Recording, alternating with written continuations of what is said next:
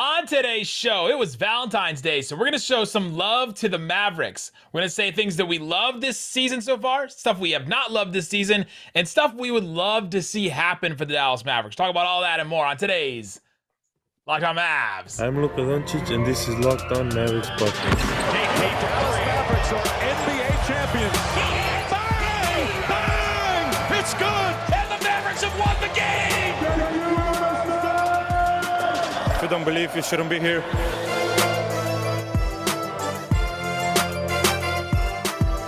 And welcome. You are locked on to the Dallas Mavericks. My name is Nick Angstadt, media member and NBA channel manager for the Locked On Podcast Network. Thanks for making Locked On Mavs your first listen every single day. We are free and available on all platforms, including YouTube, where you can subscribe right now. Join over 10,000 MFFL's Raccoon Squad card-carrying members. Join them all. Subscribe on YouTube. Joining me, as always, my co-host, contributor, writer at Mavs.com, the Valentine's Day valedictorian, the One More Thing King. What you got for me, Isaac Harris? I got my pajamas on. I'm ready. I was about to say, he's either wearing a picnic blanket for a shirt or... Whoa. I mean... You're getting your gingham up.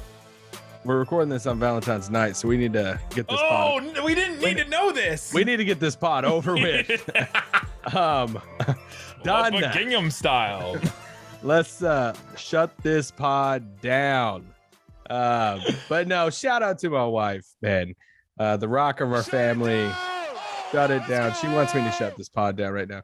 But she's awesome. She's been my Valentine since I was in high school. And you got two kids, so 2 kids, the dog, and just we went out to eat. The house, the pod. This guy's living large right there.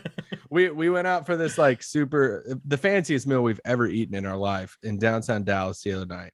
You went to Wendy's. Close. Taco Bueno. Yeah. No, we went to Perry's in Dallas, and it's just so out of my comfort zone. And I did that after we did this reservation after I did this Twitch stream for the Mavs, Mavs.com. Go watch the Twitch stream there with this talk. And so I was wearing the Dirk jacket with my Luka PEs on, and they have a dress code, and I just don't do well in those settings. Did they let you in with that? They did. Ooh. But that's just in a whole different stratosphere than what I'm used to. But my wife enjoyed it. We enjoyed a good Valentine's, and shout out to her. Well, I enjoyed my Valentine's. If you guys have been following my story of my football team, literally today on my doorstep, I get delivered this. If you're listening on the podcast, it's literally a Cincinnati Bengals Super Bowl hat and shirt that I ordered literally right as soon as they won the AFC Championship game. I ordered it and they delivered it the day after. Just a kick right in the dirt. Just what you need the day after. All right. Let's get into our game today. So we're talking about it's Valentine's Day, or at least when we're recording this. We're talking about things that we have loved from the Mavs, things we have not loved, and things that we would love to see. I'm going to start. Mine's obvious. Finish early. I have loved Luka Doncic of late. Obvious, right? Super obvious. Over the last 13 games, Luka is averaging 33 points, 10 boards, 10 assists, just 4 turnovers. He's shooting almost 50% from the field, 40% from 3. Just 72% from free throw, but he's taking 10 free throws a game, 9 threes a game. The Mavs are 8-5 in this stretch, and Luka has just been absolutely dominant over this last stretch.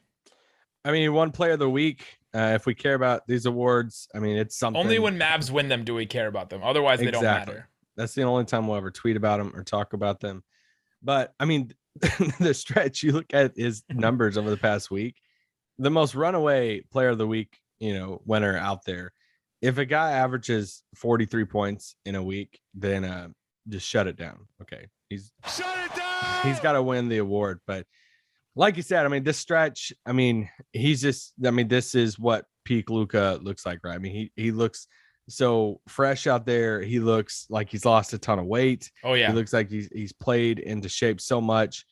Commented on it the other night, by the way. After the game, someone asked him, hey, can you keep up this minute load? Because, I mean, he's only averaging 35 minutes a game for the season, but since he's come back here, let's say his last, 14 games. So yeah, this last stretch he's at 36 minutes a game, and a couple of those he sat in fourth quarters. Like he's getting 38, 42, 37, 30. I mean, he's when games when the Mavs need him, he's playing 37, 42 minutes a game.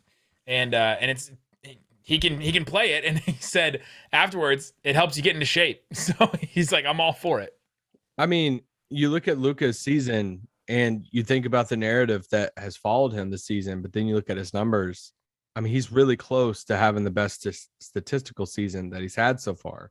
Wild. Right now, he's averaging 27 points, 9 assists, 9 rebounds. He's shooting 45% from the field. Quietly, he's gotten his 3-point percentage up to 33%. I mean, up to 33. But I'm saying, I feel like it was 30 or below for a lot of the season. The highest he ever averaged was a sophomore season. He averaged 28.8 points a game, right at 29. I mean, he's at 27 now.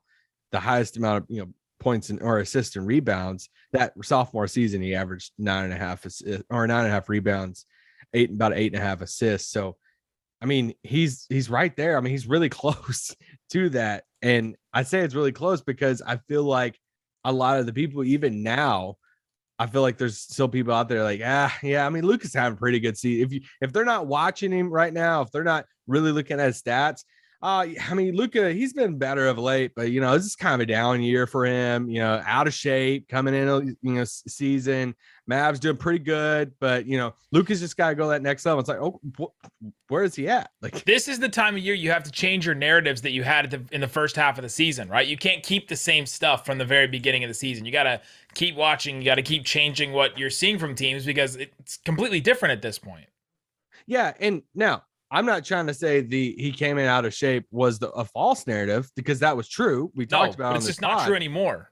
But what's not true is Luka's having a bad season, which I think some people who are not watching or fully keeping up with him would kind of fall into that, that trap of he can start like he did, play himself into shape, have a slower start as far as conditioning wise, and still have an amazing season. I mean, he keeps this up. He's going to get that other first, team all NBA spot in the backcourt, like especially if the team stays, 4th or 5th in the West. Absolutely. What's something you've loved from the Mavs so far this season? Oh man. Okay. So I looked at it from different angles. I'm just going to say, I'll say this, Dorian Finney-Smith's extension. And I just love that they locked this thing down, that when they made the KP trade, and we were all, it's like, okay, KP's gone. I went back and listened to the Ringers NBA show, NBA trade deadline show. And I was just listening to it yesterday in the car. I was driving different places, doing some errands. And it was funny because I heard him in the moment react to the Porzingis trade and all of that. And Kevin O'Connor immediately was like, Dallas's team I'm watching over these last 20 minutes, they're going to make another move. Like they have to make another move. Brunson's got one of them because this, coming summer, all of that. Obviously, Dallas never made another move. But it was just like, I feel like a lot of people thought, okay, they traded Porzingis. Now they're going to trade some of these other pieces. They're not going to walk into the summer with having both of these guys. They didn't really clear up money, in the Porzingis deal. So now what are they doing it for? Are they going to lose these guys for nothing?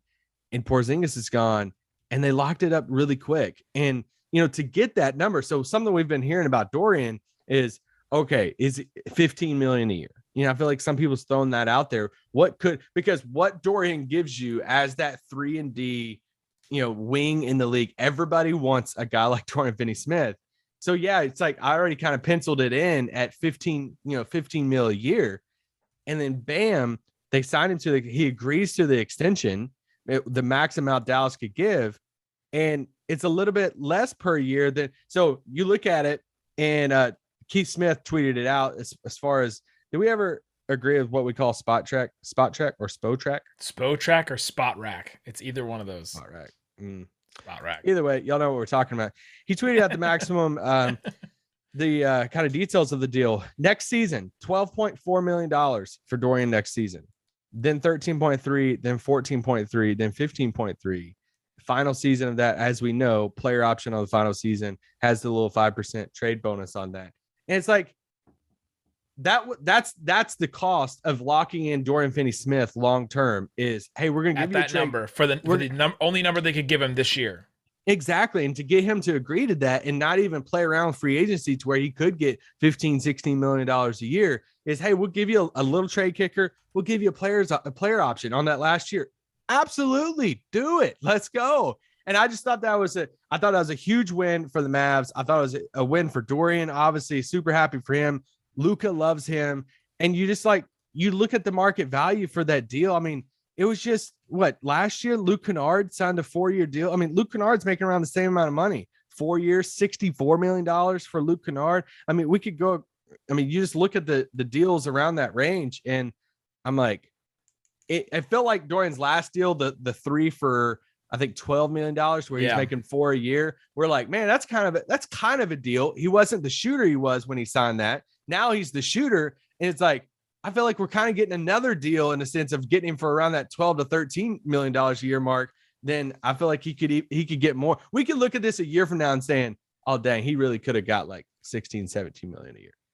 Absolutely. All right, coming up, a couple more things we've loved from the Mavs this year and a couple things we hope to happen. I would love if this happened for the Mavericks. Talk about that and more coming up. But before we do, let me tell you about BetOnline. Football is over, sadly, for some of us. Football's been over for a while for some of the rest of you. From the latest odds, totals, player performance props to where the next fired coach is going to land, BetOnline.net is the #1 spot for all your betting needs. They have right now the NBA dunk contest available. If you want to put down some money, you want to be a little interested in it. Jalen Green, #1, plus 150. Obi Toppin, plus 175. Cole Anthony, plus 375.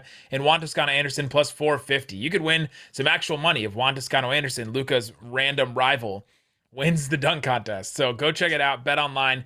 Go check out all that they have to offer. It's not just basketball. BetOnline.net is your source for hockey, Dallas Stars, boxing, UFC odds, right to the Olympic coverage and information.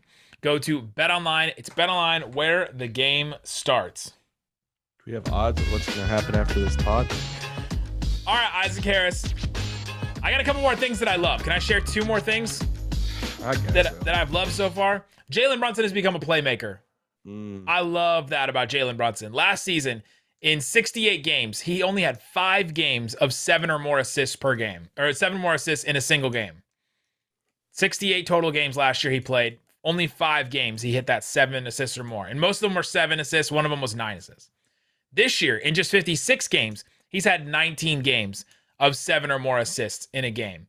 And some people will say, well, he's playing more minutes. Okay, yeah, his minutes are up from 25 minutes a game to 32 minutes a game. So he's playing about 7 minutes more. But his assist percentage is up from 21% to 28%. So it's not just the minutes. It's not just, okay, he's getting more opportunity and so he's setting people up more. He is taking advantage of that opportunity and he's really become the playmaker that the Mavs needed, which is maybe the biggest development, not just his scoring, his straight up go get a bucket for us, but the way that he isn't just, tunnel vision, going right to the basket, doing nothing else. I feel like that's what we saw from Jalen Brunson his first couple of years is, okay, Porzingis is open in the corner or Dorian's open in the other corner, Maxi's open behind him, and he just doesn't hit anybody, and he goes right to the basket and takes like a really tough shot. Sometimes makes it, sometimes he doesn't, but he's added the pass to his game, and he's added that court vision, and it's opened up so much for the Mavs. Yeah, it's like his first few seasons in the league, it was just his craftiness around the rim, and now he's added like an explosiveness and a playmaking aspect of his game that has taken his, that's, if we're going to talk about just bigger positive stories for the whole season for the Mavs, it's Brunson taking the move, 100%, the leap, however you want to say it, the step up to that next level. Brunson bound. Well, like if you just take, Brunson, not to view it as like trade asset and all of that, but a year ago we were saying, Dallas just doesn't have any young guys at all. Like even if they wanted to be in any conversation, like, well, Dallas just doesn't have anything. Now, fast forward to now, how many people around the league are loving Jalen Brunson and all of that? And that's just a testament to the step up he's made as a player. Absolutely. Do you have any more things that you love? I was gonna say Theo Pinson's energy off the bench. Love it. It's the best. Luke Askew, is I say it right? Yep. Mm-hmm. From Mavs Moneyball. He wrote a friend of the pod. He wrote a story about it over the past few weeks. That was good about just Theo Pinson's impact. He asked Kid about it. Kid, raved about him at that. Who asked that question? Luke? Luke, that's a good question. I think what the irony of it is, I think he said, "Hey, you like kid," joked with him like, "You must watch games," and I'm You like, actually watch the games. the irony of that is it's not even the game. It's like Theo's not playing. He's paying attention to the bench while the game is going on. Is what Luke was doing. But it's funny, but it was a really good angle of the story, and he talked to Theo. But I just love his personality. I mean, I'm a homer when it comes to Theo Pinson, but I love it. I'll take that and raise you. The thing that I have loved so far this season is that you and I have not had the, oh God, it's Jason Kidd time again conversation and rolled our eyes, right? At the beginning of the season, and even when they signed him in the offseason, save all the off the court things and reasons why the Mavs I thought shouldn't have hired him. He has been a completely different coach and person than we've seen in the past. Now, we will have to wait on the defense. We've seen the Milwaukee Bucks have an incredible defense the first year, and then the second year just completely fall off the wagon. So I'll be really interested to see how that plays out. But for this season, I've had no issues with what Jason Kidd has done. Like rotations, there's been a couple things here and there, but by and large, within about 2 weeks, he fixes that thing, right? Dwight Powell is starting and playing like 30 minutes a game. And we're just like beating our heads against the table because we've just seen this happen so many times. And he changes it. Now he's averaging like 20 to 18 minutes a game, which is right in the sweet spot for a Dwight Powell type player. The defense has just completely changed under Jason Kidd and the rest of the staff. Like give credit to Sean Sweeney as well. He's been the defensive architect. This year with Luka on the court, the Mavs have a 108.3, so they're allowing 108 points per 100 possessions. That's a defensive rating. They're sixth best in the NBA. With Luka on the court and KP off the court, it's 109.6, which is 10th best, which is still really good. So some people are saying, well, that's because KP has been a rim protector and been good. True, he has been good, but the defense is still really good with just Luka and not KP. If you take a look at last year's numbers, okay, so Luka on the court this year, sixth best defense. Last season, Luka on the court, defensive rating is 115.3. It was a 27th ranked defense in the NBA last year if just Luka was on the court. And then with Luka on the court and KP off the court last year, they were the 11th best defense. think about the difference between those two. But that's just a testament to what Jason Kidd and his staff has done. And I've been extremely impressed with the way he's handled himself so far, the way that he's they've had absolutely zero drama that we have heard of or seen or anything like that. Now, we're not near the team as much as we had been in the past, so maybe we would have heard some more things if we were closer to the team in locker rooms, but we haven't heard anything. Yeah, it would have trickled out by now, at least something. I mean, the only thing that we, semi made fun of or like question was the leadership council voting to play every player in an NBA game and them doing it. And that was more of a gimmick about instilling trust in players. Like I would honestly rather have that happen and have a dumb gimmick like that to try and instill trust in players than like some of the things Jason Kidd did in the past, right? If that's the cost to build team chemistry, then let's do it. My last thing on that was a smaller thing that builds on that is there is a willingness to change course whenever needed. True. Yep. And that's from Kidd. That's the front office. That's the examples that you gave about Kidd, Dwight Powell, Marquise Chris, leaving Marquise Chris in over Dwight Powell when Marquise Chris was signed to a 10-day and he's playing better against Cat and all of that. I'm like, oh, mental note right there. Like Rick Carlisle's probably not doing that. Starting Tim, not starting Tim, not starting Brunson, starting Brunson, all that. Willing to change it up and even going up to the front office in Nico Harrison of, I needed time to see this roster. I seen it, and he made the big move and swapping out KP. I mean, a massive move for two rotation guys that's going to come off the bench to shake it up, to a willingness to change, and that's a breath of fresh air. Absolutely. Give me something that you have not loved so far this season. I'd say not swinging for another big at the deadline. I have this exactly. Just that Dwight's been playing okay as of late, but just going into this last part of the season in the playoffs, they're committing to a whole different style. So I mean, they're obviously going to play the small ball. Let's do shooters around Luka, one big for a lot of times. Dwight just be the roller, all of that, and Dwight and Luka have the chemistry. I get all of that.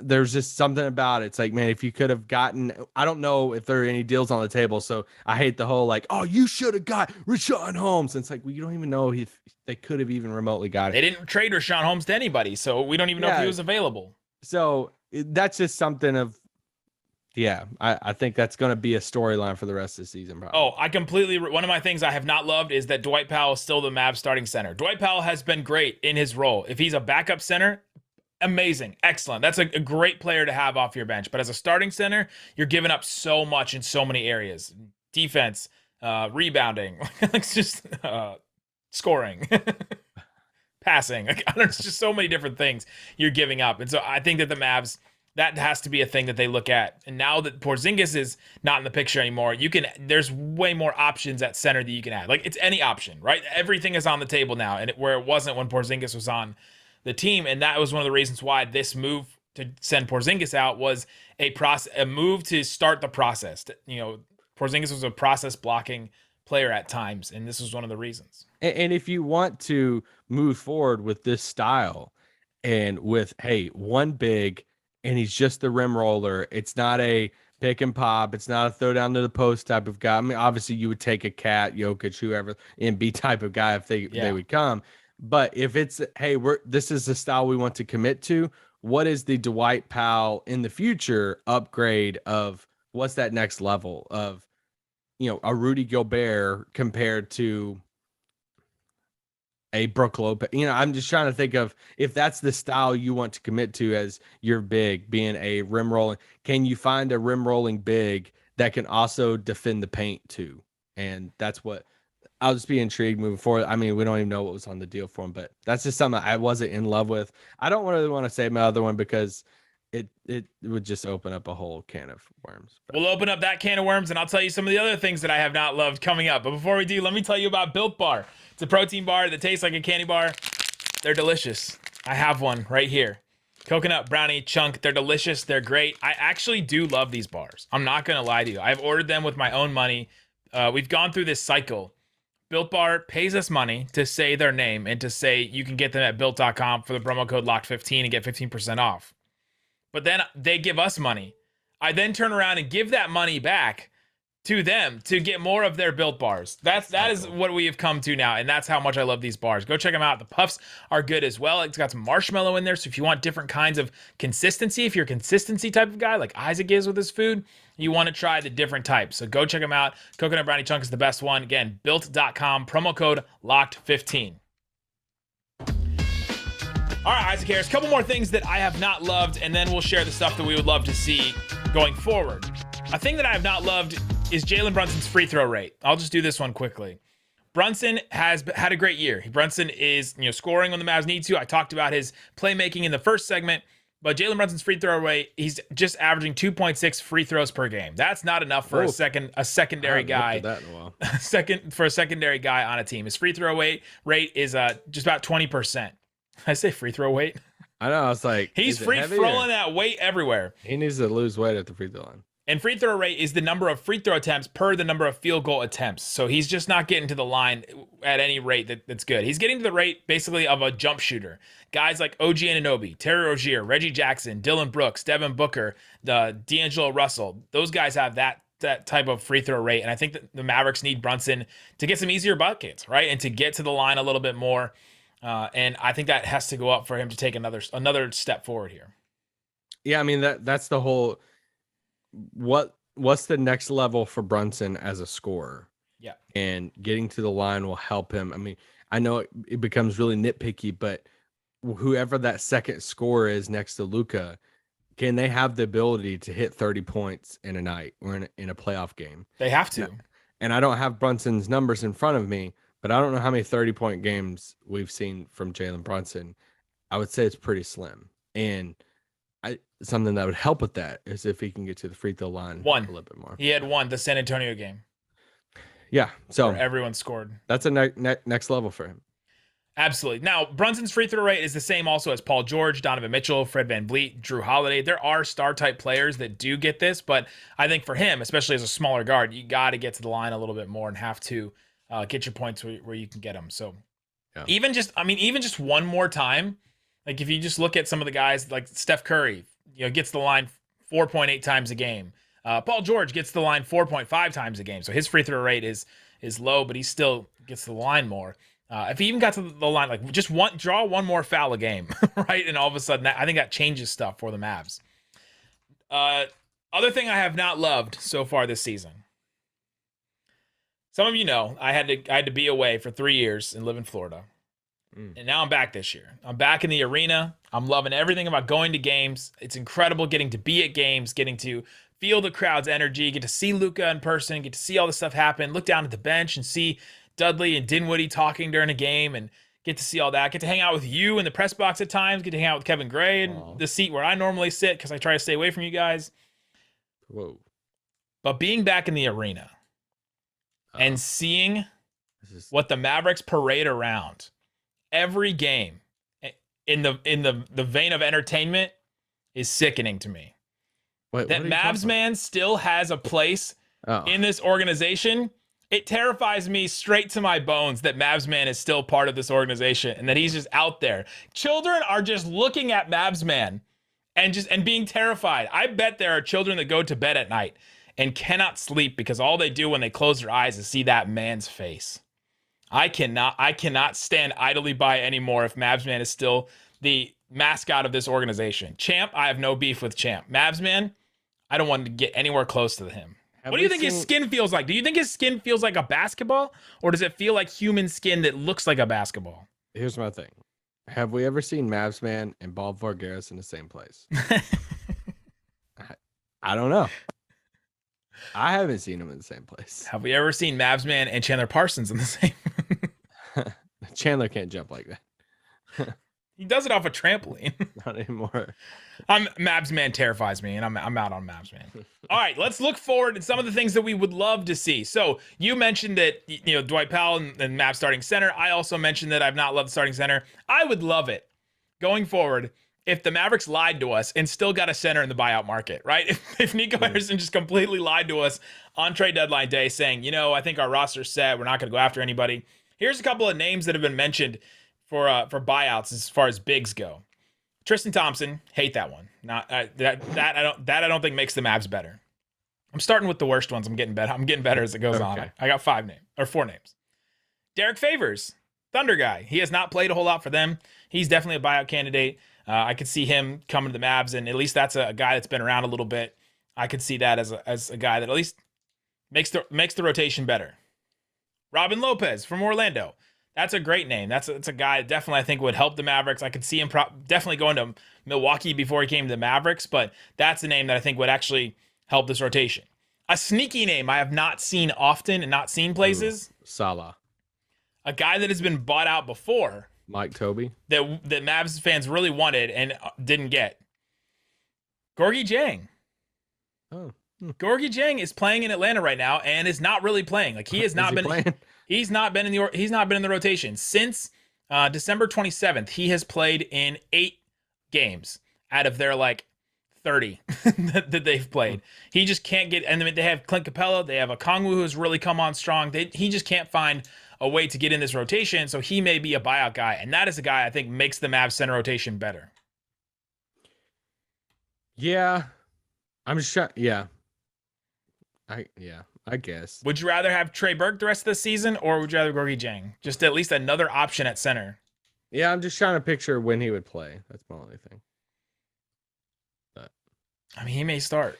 Because you got to find somebody that's if it's a bigger body, somebody that's more mobile than Boban. Because it's all right, well, you already have Boban. If you want, Gorgie is more mobile, and then somebody that's bigger than Dwight. So you just get really tricky, especially when you commit to this type of basketball. Yeah. Speaking of that, he's not the answer to everything, but I just would love one more center.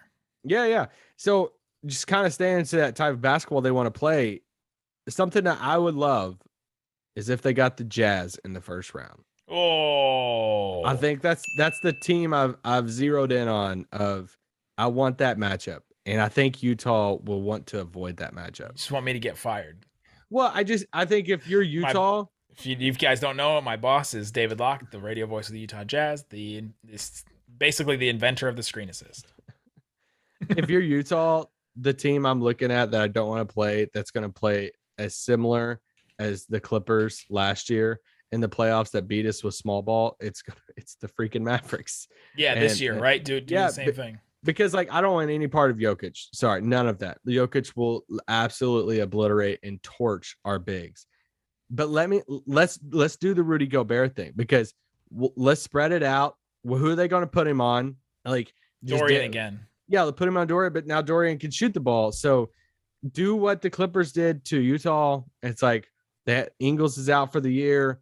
You obviously are playing with fire with Donovan Mitchell, and you just kind of try to equal it out with Luka and Mitchell, and then let's just see what the supporting cast look like and all of that. And I don't know. I think it's just Memphis is so scrappy, and it's like, hey, I know they made it last year and got torched in the first round, but they can go small, with Jaren Jackson Jr. Like, you're not presenting outside of Luka just being a mismatch for anybody, you're not really presenting some type of lineup mismatch or something. Like, you're not tricking Memphis at all, because they can, Jaren Jackson is so mobile at the 5 spot.